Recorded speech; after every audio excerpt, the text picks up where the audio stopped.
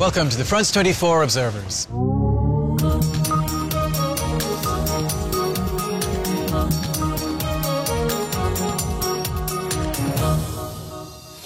This show is based on our network of observers. They're ordinary people who tell us what's going on where they are and send in photos and videos to document it. We check everything here in Paris and bring the best to you. We begin today in Greece with a group of protesters who call themselves the Indignant Ones. Inspired by a similar movement in Spain, they've been camping out for weeks in a central square in Athens, protesting against the government's very tough austerity measures.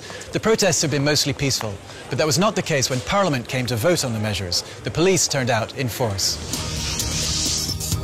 We head to Athens with Paul Bouratzis, a member of the Indignant Ones. During those 2 days, the 28th and 29th of June, the police were extremely violent. We saw the kind of violence we've never seen before in Greece. Things often get a little out of hand at demonstrations. A bit of rioting, thugs showing up just to smash things, a little bit of tear gas, that kind of thing, but nothing like what we saw in June. At first, the police chiefs and government officials said the police had behaved perfectly, that they had been effective, arrested the bad elements, blah, blah, blah. But then videos started to circulate online. Policemen beating people on the head till the blood flowed. Or tear gas being fired inside the Syntagma underground station. Lots of people nearly suffocated. Now, lots of officials are calling for an investigation.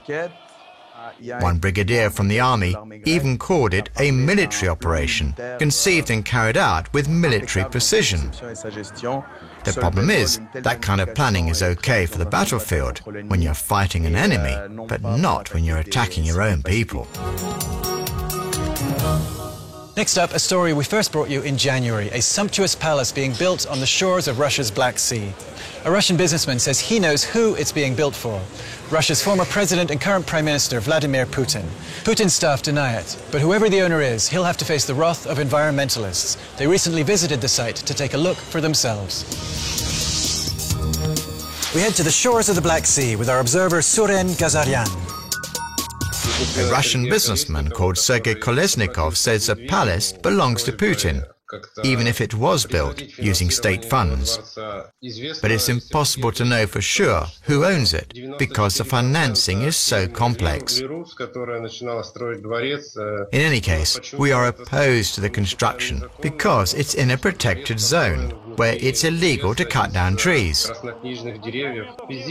We're also worried about the beach on the property. To have a private beach in Russia, you have to get a permit and hold public hearings. That hasn't been done, so the private beach is illegal as far as we're concerned. We went to the beach to take photos of the buildings under construction. We even took a dip in the sea, because the sea belongs to everyone.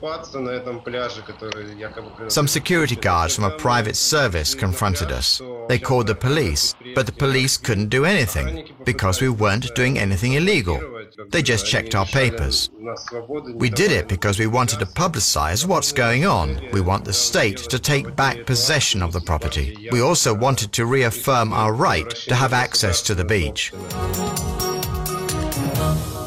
It's been 4 months now since troops from Saudi Arabia helped put down a popular uprising in neighboring Bahrain. The local Sunni majority wanted more freedom from the ruling Sunni regime.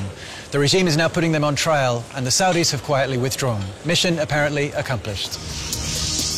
The Kingdom of Bahrain is our last stop, with our observer Yusuf Al-Mukhafda.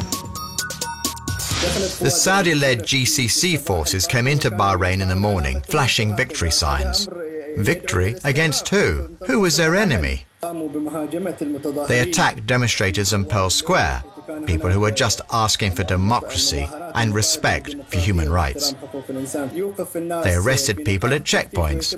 They asked them if they were demonstrating on Pearl Square and if they were Shiite. They also asked what neighborhood they came from. Bahrainis never accepted the presence of the GCC troops on our territory, and they called for the troops to go home. The troops had arrived in daylight, plain for all to see, but they ended up leaving in the middle of the night, pulling out as late as 2 a.m. over a series of 4 or 5 nights. They had dozens of tanks. I watched them myself. pulling out under cover of night. That's it for this week. As always, you can find more reports from our observers on our website. See you next time.